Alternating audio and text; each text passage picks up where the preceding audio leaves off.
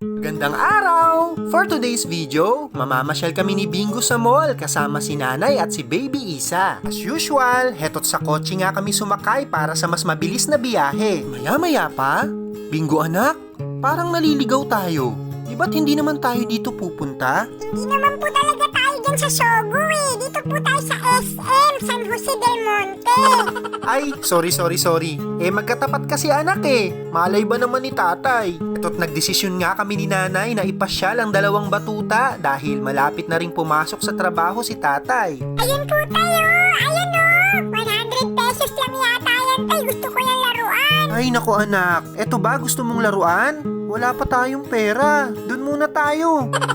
Dahil gabi na nga kaming nakarating sa mall, heto't kakain muna kami ng hapunan bago kami mag-ikot-ikot. Pagamat pinapayagan ng management ng mall dito sa amin ang pagpasok ng mga alaga nating hayop sa kanilang mga premises, ibang usapan pagdating sa mga food store dahil mahigpit ang sinusunod nilang SOP. Kaya pansamantala, habang kumakain kami nila nanay dito sa loob, magugwardya muna daw dun sa labas si Bantot.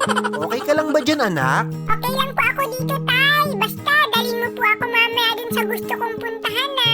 Buti na lang, napakabait nung manager ng store. Nagpalabas siya ng isang upuan para kay Bantot para habang kumakain kami sa loob, matatanaw namin siya sa labas. Buti na nga lang itong si Gasul sa mga ganitong sitwasyon, gutom man o busog, napaka-behave lang. Pero syempre, bago kami kumain nila nanay, binusog ko muna itong si Bingo. Kakatuwa nga dahil sa tuwing nagdi-date kami ngayon ni nanay, meron na kaming kasamang dalawang batuta. Totoong marami na ngang nagbago, pero isa lang ang hindi nagbabago. Ito, maganda pa rin ang asawa ko. At tay, magkano po babayad sa akin dito? Ang hirap po pala magwardya. Basta't behave ka lang dyan anak, akong bahala sa'yo mamaya. Ipapasyal kita dun sa gusto mong puntahan. Habang kumakain nga kami, may ilan ngang customer ng mall na lumapit kay Bantot para himasin siya at yung iba naman para makapagpa-picture sa kanya. Well, socialized dog nga itong si Bingo. Sabi nga nila sanay sa tao. Kaya kahit sinong lumapit sa kanya, bata man o matanda, bilang tatay niya, hindi ako natatakot dahil talagang behave at napakaamo lang nito ni Bantot. Atay, puro subo ka po dyan. Puntahan mo naman po ako dito saglit. Bigyan mo po ako dog food. Ay, sorry, oo nga pala. Okay ka lang ba dyan anak? O eto dog food oh. Wait lang, malapit na kaming matapos ni nanay at mamamasyal na tayo ha. Tuwing kumakain nga kami sa mall, hindi pumapayag si tatay na hindi niya abot tanaw si Bantot dahil may pagkamatampuhin ito Tapos, sasabayan pa ng napaka-cute na pang-aasar nito ni Isabel. Kaya tuloy yung isa, lalong nagmumukmuk doon sa Gedli.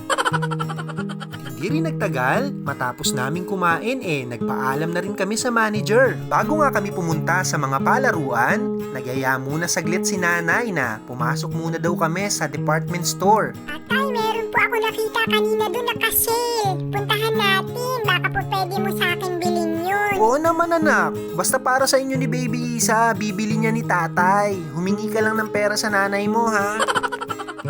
Talaga nga namang napakasaya ng araw na ito. Sa tuwing kasama ko sila, pansamantala naming nakakalimutan ang mga problema sa buhay.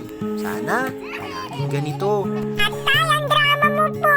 Ayan, bilhin mo sa akin na sale yan. Ay naku Bingo, heto ba? Lipstick yan. Dito na nga tayo anak. Pagkatapos nga namin mag-ikot-ikot sa department store, heto't papunta na kami sa palaruan para kay Baby Isa. Tay, pagkatapos po maglaro dyan ni Baby Isa, doon naman tayo pumunta sa laruan ko ha. Promise mo yan. Oo anak, unahin muna natin si naning mo ha. Total, big boy ka naman na makakapaghintay ka lang dyan. Sige po, tatay. Ingat po kayo sa loob ha. Hindi po ako maiinggit yan kasi maglalaro din naman ako mamaya. Ay, sana nga hindi mainggit yung batang biik sa labas. Atay, matagal pa po ba yan? Ang dami-dami nyo ng time dyan maglalaro kay Baby Isa. Lapit na anak, mag-i-slide na lang kami ni naning mo. As na po yan ha. Sakit na po tiyan ko, sakit pa ulo ko.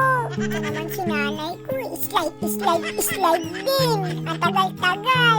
To anak, saglit na lang, promise. Aakyat lang si nanay at saka si Baby Isa sa taas. Nay, baba na po kayo dyan. Tara na dun sa laruan ko, sakit ng ngipin ko. Ay naku Pogi, pagdating talaga sa laruan, napakamainipin mo. O tara na, punta na tayo dun sa gusto mong lugar. Hey, thank you po, tatay. I love you. Bago nga kami pumunta sa Paw Park, nagpa-picture muna kami dito sa mga friends ni Bingo. Tatay, di ba hindi naman tayo dyan pupunta sa Paw Park? Mag-aalas 9 na, wala na po mga aso dyan eh. Ha? Di ba dito mo palaging gustong maglaro, anak? Opo, tay. Kaya lang gabi na, maalas 9 na. Wala na ibang aso dito. Ako na lang. O di dalawa tayong maglaro. Halika na, dali. Takbo na, anak. Ayoko po, tay. Doon po tayo sa baba. Please. Doon sa merong tulay tapos marami mga ilaw.